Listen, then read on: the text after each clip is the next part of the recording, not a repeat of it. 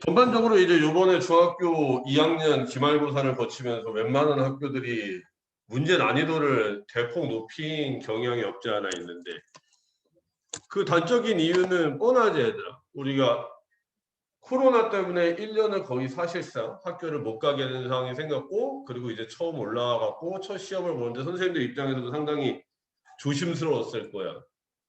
처음부터 선생님들이 가지고 있는 이빨을 드러내자니 이 아이들이 못 믿었고, 그렇더라고 시험 문제를 처음부터 1학기 중간고사 때부터 난이도를 확 높여놨다가 애들이 성적이 진짜 그냥 우수수 다 떨어져 나가면은 그것도 문제되니까 선생님들이 내가 봤을 때는 1학기 중간고사는 살짝 너희들을 찍어서 간을 보는 거지. 이 아이들이 어느 정도 학습이 되어 있나.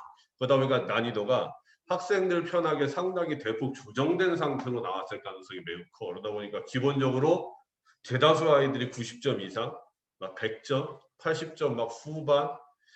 단적인 예로 선생님이 1학기 중간고사 때 이 아이는 내가 보기에는 한 50점 정도 나올 것 같은데, 근데 이 아이가 시험 끝나자마자 너무나 해맑게 79점 나왔다고 나한테 문자를 보내는 걸 보고 사실 나도 착각했어.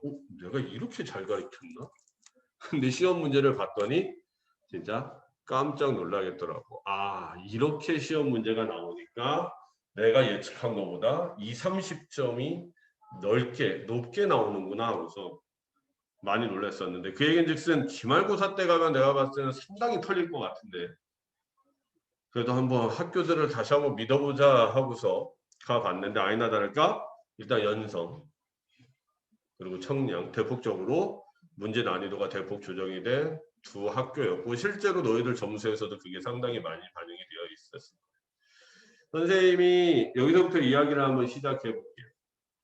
청량중학교 직전보강, 청량중학교란다. 연성중학교 직전보강 하던 그날 선생님이 누군가를 통해서 시험 난이도가 높아질 수도 있다라는 얘기를 들어왔고, 이제 경민이가 가장 먼저 끝났었던 기억이 나는데, 그래갖고 내가 야 이거 if 좀 알아둬라, 이렇게도 나올 수 있겠다 그랬더니 경민이가 가던 길을 멈추고 그거를 예문을 들어가고 설명해 줄 수 있겠냐고 물어봐고, 선생님이 간단한 예문을 들어가고 설명해 줬더니 그걸 진짜로 받아 적어갖고 가는 모습을 보면서 야 이 아이 정말 진정성이 있구나, 정말 열심히 하는구나. 저 아이는 나한테 그때 얘기했었거든.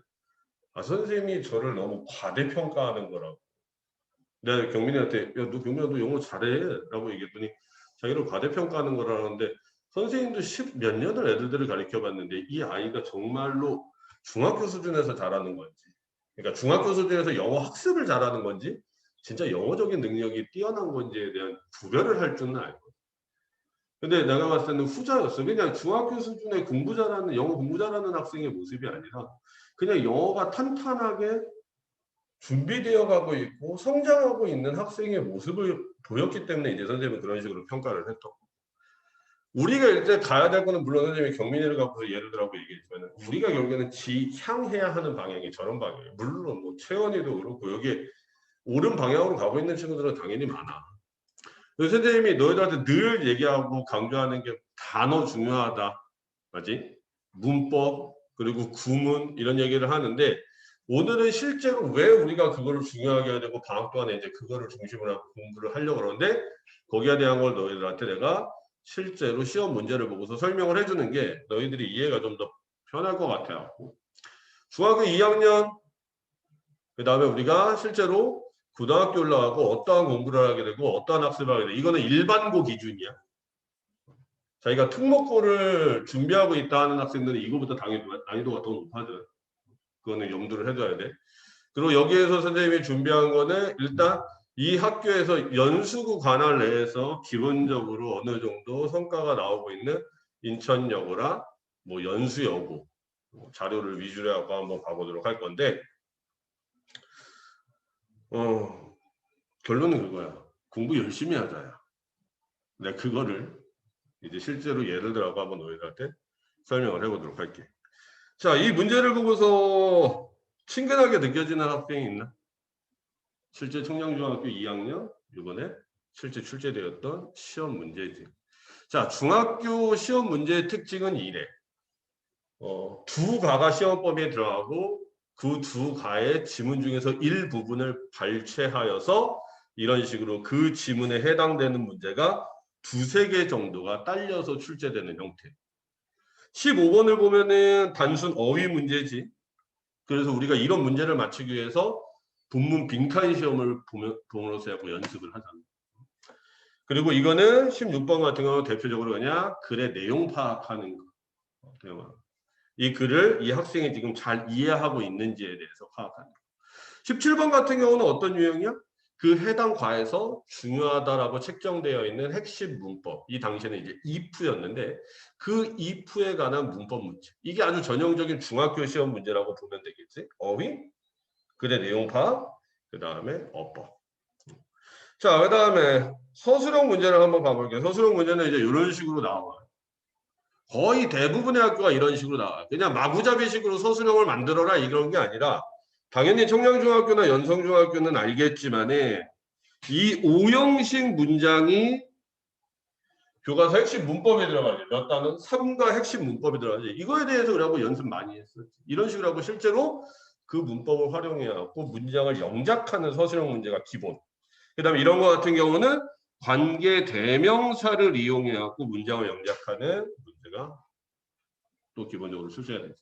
청량중학교가 시험 문제 난이도가 높아졌다라고 느끼는 거는 이런 식으로 진행형 시제를 더 추가해갖고 사용하라고 얘기를 하고 있다는 거. 그럼 또 진행형 시제에 대한 기본이 안 돼 있는 애들은 우르르 털려나가고 그 다음에 일단 기본적으로 무엇을 듣다라고 할 때 이 listen to라는 단어를 사용할지 모르는 친구들 같은 경우에 또 털려나갈 수 있고 그 다음에 선행사 그리고 주격관계대명사 뒤에 나오는 동사가 수일치된다라는 기본적인 문법이 숙지되어 있지 않은 학생들은 역시나 또 속된 표현으로 털려나가게끔 문제가 구조화되어 있어. 그러니까 문제 난이도가 높아졌다는 게 이런 거야. 예전 같았으면 그냥 관계 대명사만 이용하게 만들었을 텐데 이제는 관계 대명사에다 플러스해갖고 기본적인 문법이 현재 진행형 그리고 수일치 조건에는 나오지 않았지만 이러한 조건들도 너희들이 사용할 수 있는지 없는지를 본다는 게 이제 난이도가 높아졌던 하나의 실례지. 그래도 어쨌든 내가 이 단원에 있는 핵심 문법을 공부를 충분히 했다면 맞힐 수 있는 난이도의 문제가 출제되었다는 게 이제 핵심이야. 자, 청량중학교를 선생님이 봤어요. 연성중학교도 연성중학교도 같이 해보고 싶다. 연성중학교도 난이도가 많이 높아진 학교 중에서 하나 얘기했는데 아직 시험지를 내가 어찌를 못해갖고 청량중학교를 기본으로 봤는데 자 그러면 이제부터 이번에 실제로 출제되어 있는 고등학교 시험 문제를 한번 가보도록 할게. 우리의 2년 후 우리가 풀게 될 시험 문제가 되겠지. 연세여고 시험 문제. 이게 어떤 구조로 지금 되어 있냐면은 요 하나하나가 별개 지문이야. 자, 가장 눈에 띄는 특징은 뭐냐면은 아까 전에 중학교 시험 문제 같은 경우에는 한 과중에서 일정 부분을 이렇게 발췌해 갖고 거기에 딸려 있는 문제가 이렇게 3문제, 2문제 정도가 딸려서 나온다고 한다면은 이제는 한 지문당 그냥 한 문제씩. 한 지문당 한 문제. 요게 한 지문이야. 얘네들은 전혀 연관이 없는 지문들이야. 그냥 각각의 지문인데 각 지문에 대해서 한 문제. 그리고 한 문제. 한 문제. 한 문제. 이런 식으로. 모든 시험이 그렇지만 얘들아 1번부터 4번까지 나와 있는 첫 페이지가 가장 쉽지. 모든 시험 문제가 갈수록 어려워지잖아. 이게 1페이지야. 1번부터 4번까지. 자, 어법 문제가 나왔어. 그러면 이 어법 문제가 고등학교 가서도 특정 과에 뭐 예를 들어 뭐 5형식이라든가 수동태 이렇게 정해져 있으면 거기에서만 시험 문제가 나올까? 당연히 아니다. 너희들이 그런 기본적인 문법을 중학교 때 배우고 왔다는 전제하에 너희들이 즉석에서 그 문법들을 활용하여 이 각각의 문법적인 특징을 파악할 수 있느냐 묻는 문제로 바뀌는 거야. 그러니까 너희들이 알고 있는 모든 문법적인 지식을 여기다 총동원해갖고 5개의 문법적 적합성을 판단해줘야 돼. 1번부터 5번까지. 2번도 역시나 마찬가지로 이 안에 어떠한 문법들이 숨어져 있는지 얘들이 파악을 해갖고 그거를 찾는 거야. 그럼 얘네들 한번 상식적으로 생각을 해봐. 이런 지문이 시험 범위에 한 80지문이 들어가. 그럼 그 80지문마다 그 지문마다 나와 있는 문법적인 특성을 하나하나 다 암기하고 다 그냥 달달달달 외워서 시험 문제 갈 거야. 그건 말도 안 되잖아. 그 이런 문제를 풀려면 어떻게 해야 돼? 너희들이 전반적인 문법적인 지식을 가진 상태에서 어떠한 문법 문제가 나와도 그냥 그때그때마다 적용을 시켜갖고 문제를 풀어야 되지. 너희들이 투부정사라는 문법적인 지식이 있으면 1번 보자마자 투부정사를 대입해서 이 문제의 적합성 여부를 판단해줘야 되는 그런 식으로. 그렇기 때문에 너희들이 방학 동안에는 일단 선생님이 1차적으로 문법 부분에 대해서는 상당히 강조하면서 신경 많이 써갖고 그리고 특강이라는 이름 하에 고등학교 문법까지도 이런 식으로 같이 한번 봐보는 시간도 가져볼 거예요. 이런 거에 대한 연습을 우리는 지금 이 아이보다 한 2년 앞서서 준비를 하는 거죠. 그 2년 동안 우리가 충분히 시행착오 겪은 다음에 2년 후에 고등학교 올라갔을 때 이런 문제가 나왔을 때 이걸 맞는 게 중요한 거예요. 그러니까 그거에 대한 연습을 시작한다라고 생각하면 돼요. 이런 것들이 다 이런 문맥상 낱말했어요. 이거는 단순히 이건 뭐니? 어휘지. 그러니까 이런 어휘들이 너희들이 숙지가 되어 있어야 돼. 그래갖고 맨날 단어 외우자 그러는 거야. 이 단어를 프리퍼런스가 무슨 의미인지 체리시가 무슨 의미인지 모르면 이 단어를 풀 수가 없잖아. 그런 문제들이 실제로 이렇게 나오고 있어. 1번부터 3번까지 다 문법 문제. 이런 것들을 전반적으로 너희들이 알고 있어야지 문제를 풀 수 있기 때문에 우리가 지금 문법하고 일단 어휘를 강조하면서 갈 거고 그 다음에 뒤에 보면은 이거는 이제 인천여고라는 학교에 1번부터 4번까지의 문제가 나와 있어. 이것도 역시 마찬가지 모든 학교가 일반적으로 똑같아. 한 지문당 하나의 문제가 기본적으로 출제가 되고 그럼 문제 유형은 이제 학교마다 다르겠죠. 여기 같은 경우는 지금 지칭하는 대상이 다른 하나를 찾고 전체 흐름과 관계없는 문장을 찾고 그 다음에 글의 순서를 찾고 그 다음에 문장 삽입하는 문제를 풀어야 하는 그러한 유의 문제들이 지금 나와요. 그러니까 이런 것들을 우리가 하나하나씩 지문을 다 암기하고 공부하는 것은 불가능하니까 이러한 지문이 나왔을 때 이 문제 어떻게 풀 거야? 이 문제 어떻게 풀 거야? 이게 뭐니? 이게 하나의 글이지.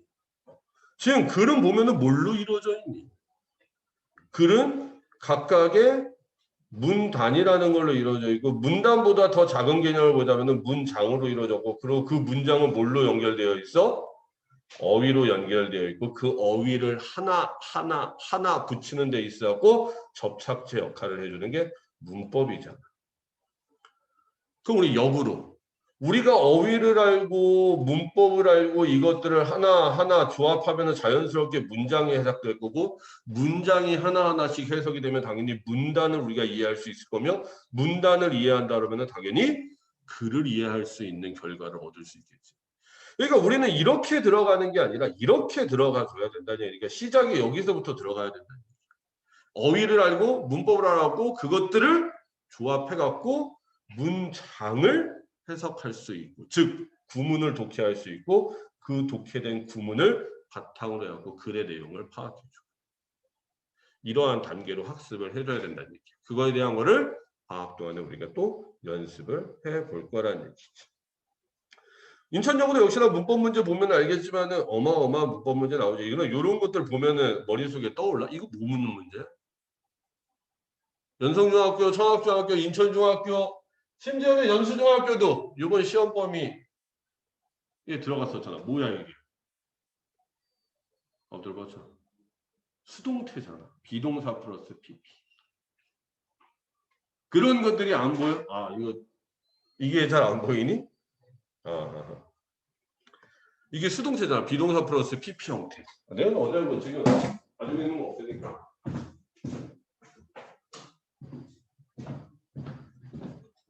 이게 스캔이 돼갖고 그래. 이런 비동사 플러스 PP 수동태. 너희들이 야 수동태 같은 거는 나 아는데 주어가 스스로 어떠한 행위를 할 수 없는 형태. 이게 수동태인데 그럼 오브젝트와 트랜스폼이 수동인지 능동인지에 대해서 판단해보라는 얘기지. 그리고 이런 식으로 ing, 현재 분사, 과거 분사 그 다음에 요것도 개 플러스 PP 형태 나왔고 get을 우리 비동사 플러스 PP 형태로만 수동태를 만드는데 get을 붙임으로써 해갖고 동작 수동태라고 그러거든. 그 동작 수동태를 너희들이 이해하느냐 그거에 대해서 문제를 묻고 있는 건데 동작 수동태는 get 플러스 PP가 나와야 되는데 이런 식으로 ing 붙여 있는 문법적으로 틀렸고 얘가 자연스럽게 답이 되는 건데 이제 그런 것들을 이제 하나하나씩 배워갖고 고등학교 가고 적용을 하면 되는 거야. 얼마나 괜찮니? 아직 2년이라는 시간 동안 너희들이 그런 것들을 쌓을 수가 있다는 얘기지. 자, 선생님이 요즘에 트렌드가 되는 문제를 하나 너희들한테 보여주고 싶어갖고 모든 포커스는 연성중, 청량중이 아니라 선생님은 지금 고등학교에다 포커스를 맞춰가는 거야. 자, 빈칸에 알맞은 말을 찾으라는 아주 전형적인 문제. 이런 문제는 진짜 많이 나와. 웬만한 고등학교에서는 한 시험당 한 두세 문제는 기본적으로 나오지. 자, 빈칸은 얘야. 답부터 결론부터 얘기하면은. 자, 근데 얘가 학교 시험 문제에서 요 지문이 원래 어떻게 생긴 지문이냐면 원래 이렇게 생긴 지문이었어. 요 지문에서 지금 어디 부분이 나온 거야? 요 지금 6번 문장 부분이 빈칸으로 나온 거거든. 확인되지? 요 부분이 지금 빈칸 문제로 나온 거잖아. 그러면 공부가 좀 된 학생들 같은 경우는 요 빈칸 내용을 알고 있으면은 당연히 실제로 학교 시험 문제에서 이게 나왔을 때 찾을 수가 있겠지.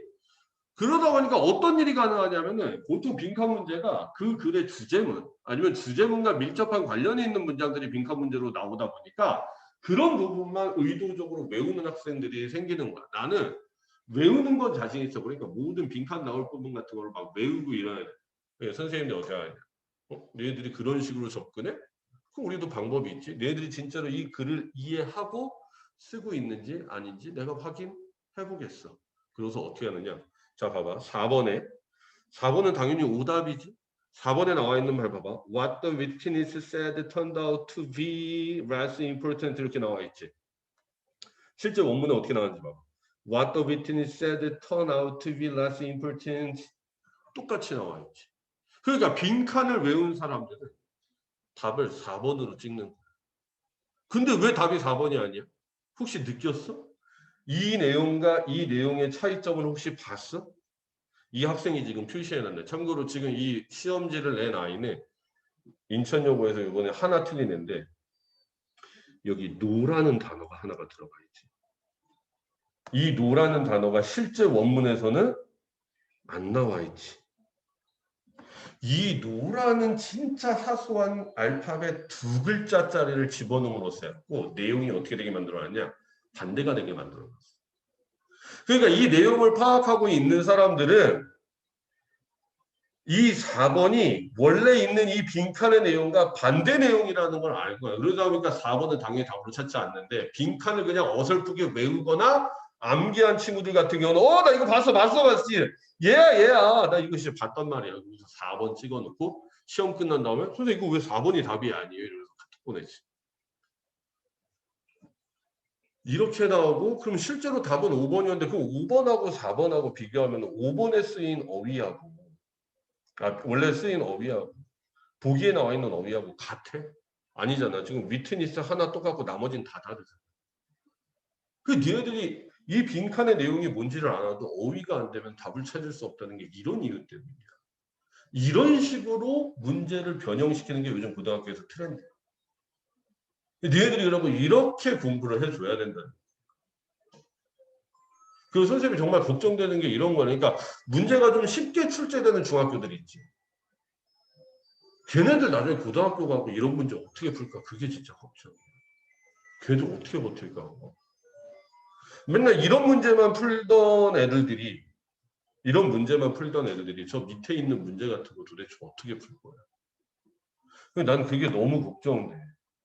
그러니까 모든 아이들을 내가 케어할 수 없으니까 내가 가르치는 아이들만큼이라도 이런 거에 대한 대비를 시켜야겠다라는 생각이 돼. 거기서부터 이제 강하게 시작이 되는 거지. 봐봐 서술형 같은 경우도 문법 같은 거 활용하라 이런 거 아니야. 그냥 이래. 야 다음 글을 읽고 요약문 한번 만들어봐. 대신에 단어 몇 개 줄 테니까 그 단어 꼭 써라. 그리고 조건은 18단어 넘어가면 틀린다. 이렇게. 이게 말이야, 방구야. 이 글이 뭔 내용인지도 모르는데 이 글을 읽고 이 글의 내용을 요약해서 그냥 우리나라 말로 요약하는 것도 아니고 이러한 영어 단어를 써갖고 문장을 완성한. 이게 서술형. 몇 점? 6점. 이거 어떻게 써요? 썼네. 이렇게 쓰는 애들이 있네. 이러한 폭넓은 구문력이 필요해. 고등학교 시험 문제는 그렇지. 진짜 뭐 교과서 문제는 잘 나오지도 않지만 교과서에 무슨 문법이 나와야 돼 이런 거 아무 상관없어. 이것도 봐봐. 가주어 진주어 구문을 사용해서 또 뭐래? 빈칸에 들어갈 말을 한번 만들어 보래. 그 일단 기본적으로 가주어 진주어 모르면 이거는 만들지도 못하는 거. 무슨 내용인지 파악하지 못하면 역시나 만들지 못하는 거. 그러니까 이러한 유형들의 문제들이 지금 트렌드가 되어가고 있다는 거야. 우리가 그러면 청량중학교입니다. 우리가 지금 중학교 스타일로 공부를 하는 게 답이 아니라는 게 여기에서 나오는 거지. 그러니까 중학교 스타일대로 공부를 하면은 우리가 중3까지는 멋지겠지. 중3까지.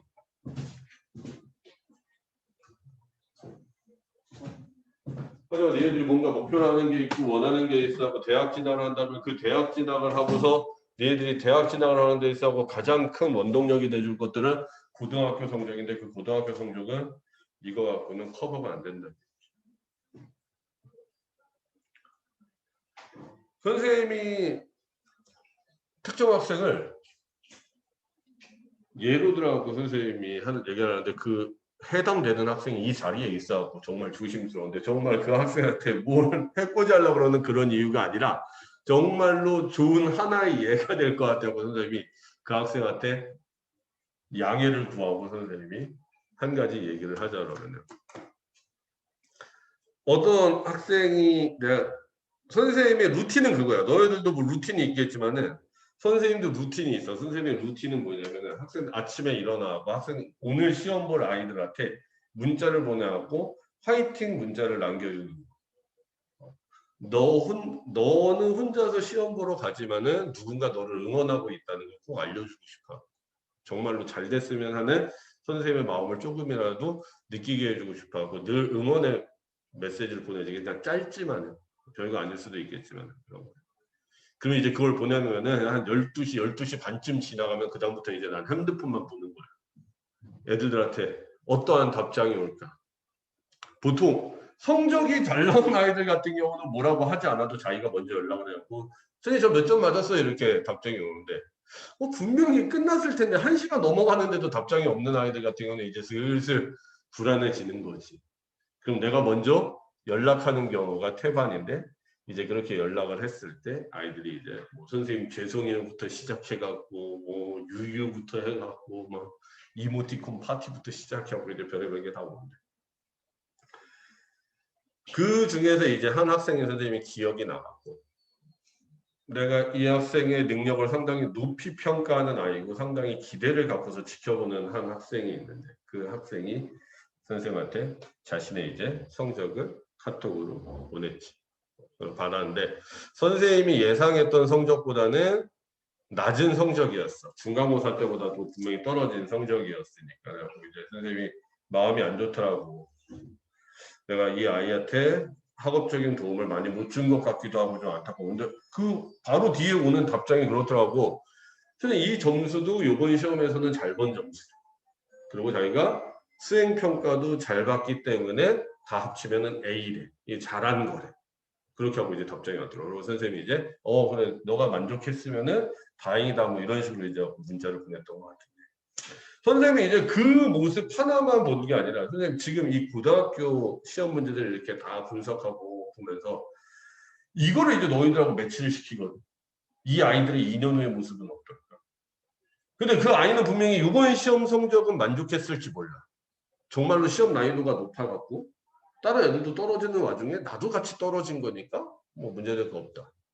상대평가를 하고 난 A가 나올 거니까 괜찮다. 라고 얘기를 했겠지만 과연 이러한 유형의 문제를 그러면은 이러한 상태로 계속해서 갔을 때 이러한 난이도의 문제를 그 학생이 과연 능동적으로 주도적으로 접근하고 풀어낼 수 있을까?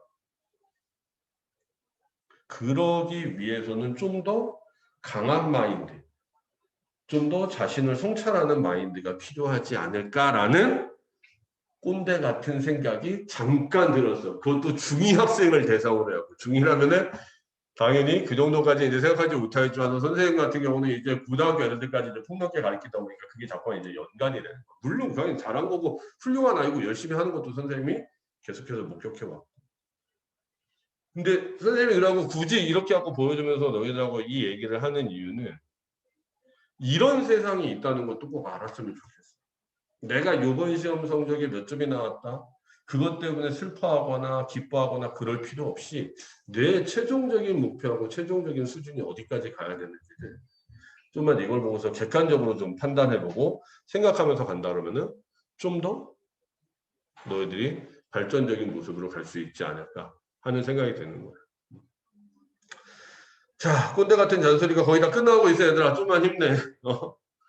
선생님이 하나만 얘기한 다음에 이제 잔소리 멈출게. 어게 선생님이 고등학교 2학년 애들하고 이제 이야기를 나다가 고등학교 2학년 학생이 했던 얘기 중에서 너희들한테도 해줬으면 하는 얘기가 있어. 그 2학년 학생이 나한테 그러더라고. 고등학교 2학년 학생이.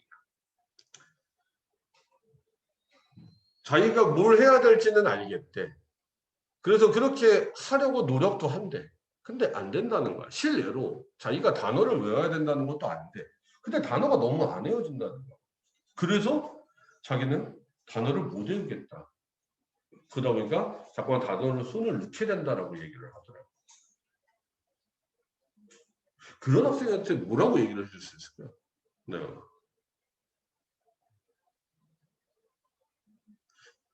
선생님 입장에서는 너희들이 보기에는 선생님의 영어 수준이 어느 정도 된다고 생각하는지 모르겠는데 나도 영어 수준이 한참 부족해. 그럼 나 같은 경우에는 어떻게 해야 될까? 그런 식으로 나한테 뭔가 조언을 구하는 친구가 있는데 그 친구한테 조언을 해주고 싶은데 내가 뭔가 딱히 경험도 없고 감정이입도 잘 안 되다 보니까 실질적인 조언이 안 되는 것 같아. 그럼 난 어떻게 해야 될까? 나보다 더 훌륭한 스승을 찾아보는 거야. 그런 스승 어디 있는 줄 알아? 나는 가끔 그래갖고 유튜브를 보는데 유튜브에 가면은 그런 스승들이 있더라. 얘도 유튜브 많이 하지. 한번 거기 유튜브 검색창에 이렇게 쳐봐. 단어 외우는 법, 단어 암기하는 법. 그러면은 나 서울대 나온 사람인데 나 단어 이렇게 외웠어. 나 연세대 나온 애인데 나 이렇게 외웠어. 서울대 연세대 나왔다는 게 중요한 게 아니라 그 사람이 거의 대학까지 가기 위해서 얼마나 시행착오를 겪고서 부단히 노력해갖고 그 목표까지 이뤘겠어. 그것을 뒷받침해 봤을 때 그 사람이 가지고 있는 노하우를 내 방법에다가 접목시키는 것도 충분한 방법이 될 수 있을 거예요. 그러고 여기서 결론은 유튜브 보라는 얘기가 아니라 니네들이 할 수 있는 모든 수단과 방법을 사용해갖고 노력을 계속해서 해야 된다. 선생님 저는 안 돼서 못했어요. 안 되는 게 어딨냐 솔직히. 그러니까 그런 마인드만 갖고서 우리가 해낸다면 도전해본다면 내가 장담한 건데 잘 될 거야. 그 시작을 뭘로 잡는 거냐? 방학부터.